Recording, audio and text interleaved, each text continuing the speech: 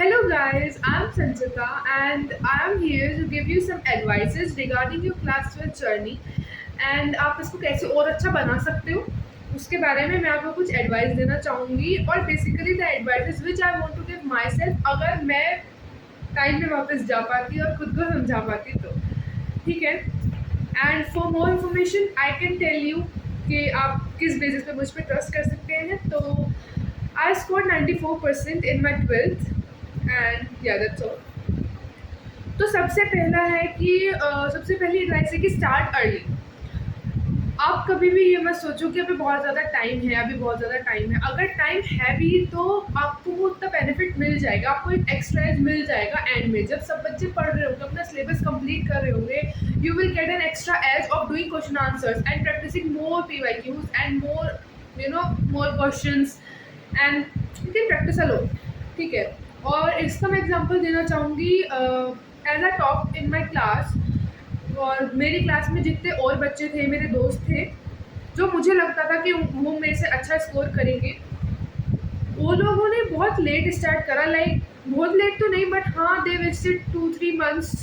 Starting के पूरी summer vacation waste कर दी उन्होंने और स्टार्टिंग का भी सब एक महीना जो होता है वो वेस्ट करा, समर वेकेशन वेस्ट करे। उसके बाद उन्होंने सोचा कि हाँ चलो पढ़ते, but they were all good, more good than me in studies. ठीक है। बट फिर भी अब उनकी जो परसेंटेज आई वो like it was in 85 to 90 वाली category and if you are aiming from 90 plus then you should start early. ठीक है। उसके बाद second advice is don't waste summer vacations. So here I have taken some notes. ठीक है कि मुझे क्या बोलना है, because as this is my first video. Don't waste your summer vacations. कभी भी आप अपने समर वैकेशंस वेस्ट मत करो, because they are a very good time जहाँ पे आप उसको बहुत अच्छे से यूटिलाइज कर सकते हो। समर वैकेशंस में आपको स्कूल नहीं जाना होता है, कहीं नहीं जाना होता है, you just have a lot of free time. उसमें आप सिर्फ रील स्क्रॉल करके और सम मूवीज़ देख के आप उसको वेस्ट मत करो, बिकॉज 12th बहुत इंपॉर्टेंट ईयर है आपके लिए। और अगर आपको लगता है कि 12th के मार्क्स कहीं मैटर नहीं करते, it's not going to work. Because पहले स्टार्ट करने से पहले मुझे लगता था कि शायद 12th के मार्क्स कहीं मैटर नहीं करते हैं, बट नाउ अगर if you are aiming for DU admissions and you want to do a diploma from Hansraj college, then your 12th class result matter. आपकी 90 प्लस होनी चाहिए ताकि आप एक अच्छा कोर्स ले सके उसमें। और उसके साथ ही अगर आप CBT दे रहे हैं और जो 2 कैंडिडेट हैं, सपोज एक सीट है एंड देयर आर 2 कैंडिडेट्स जिनके सेम परसेंटाइल आई है, बट वो सीट किसी एक को मिलेगी, तो वो किस बेसिस पे डिसाइड होगा? वो आपके 12th के मार्क्स के बेसिस पे डिसाइड करते हैं। जिसके 12th के मार्क्स ज़्यादा अच्छे होते हैं उसको वो सीट मिल जाती है।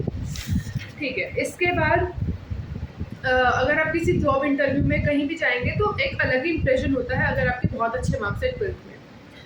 Third is don't waste time on notes.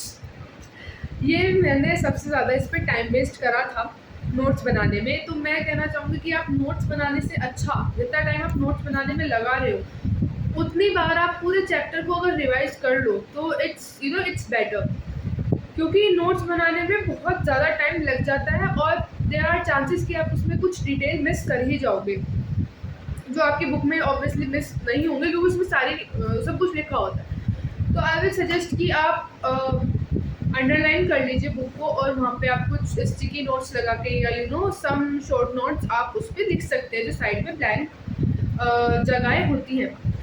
ठीक है। इसी के साथ मेरा एक ये भी सजेशन है कि जब आप अंडरलाइन कर रहे हो और जब आप नोट्स बना रहे हो, अगर आपको मतलब ऐसा है कि बिना नोट्स बनाए पढ़ा नहीं जाता है, तो आई विल सजेस्ट कि जब आप नोट्स बना रहे हैं तो आप फर्स्ट रीडिंग में उसको मत बनाइए। अगर आपने NCERT पढ़ी है, आप उसको 5-6 बार और सेम चैप्टर को पढ़ो, ठीक है, डेप्थ में, तब आप उसके अंडरलाइन करो अगर आपको करना है और तब आप उसका नोट बनाओ, क्योंकि उससे आपको सिर्फ वही चीज़ें लिखनी रहेंगी जो आपको याद नहीं हो पा रही है, जो आपको सच में लगता है कि इम्पोर्टेंट है। अगर आप फर्स्ट रीडिंग में उसको अंडरलाइन करोगे, उसके नोट्स बनाओगे, तो आपको सब कुछ इम्पोर्टेंट लगेगा और वो फिर आप पूरी बुक ही अंडरलाइन कर लोगे या मेरी तरह 20-25 पेज के नोट्स बना लोगे।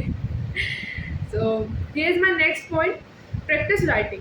एज आपका जो 12th क्लास का पेपर है वो सब्जेक्टिव होने वाला है, तो it requires a lot of practice, क्योंकि जब हम लोग अपना पेपर दे रहे थे तो हमारा पेपर छूट जा रहा था। जो लैंग्वेज पेपर है जैसे हिंदी का, इंग्लिश का, they require a really lot of practice. और अगर आप ह्यूमैनिटीज से हो तो yes you should do practice more.